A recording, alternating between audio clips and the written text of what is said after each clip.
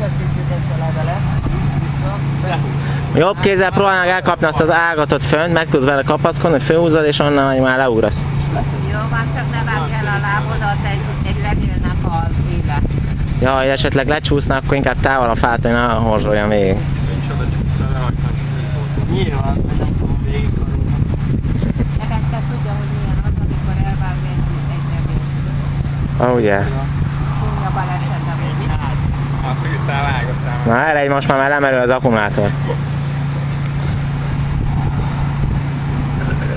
Köpköd meg a talpadat. Vagy tartsa köpni. Várjál, tartsd meg, hogyha nincs.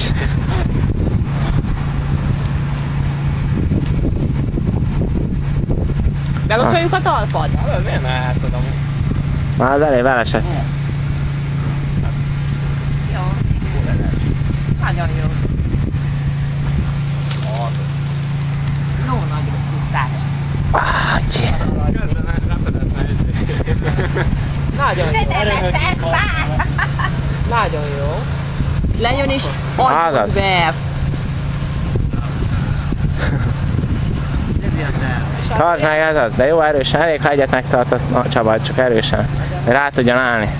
Hát, Csaba, a nyakadba veszed a... Azaz, mindjárt elkapod az ágat, azaz. ott akadsz fel a kezed oda a levélbe. Győzd be. Gyerünk. Á, mi foggal kell?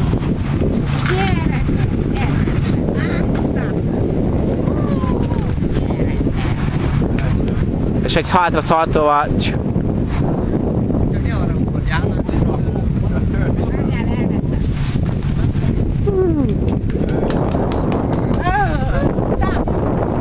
Hozzáadjuk a bicskát. Együnk akkor.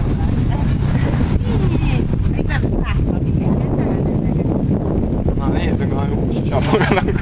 És a Norbert tudja a technikát.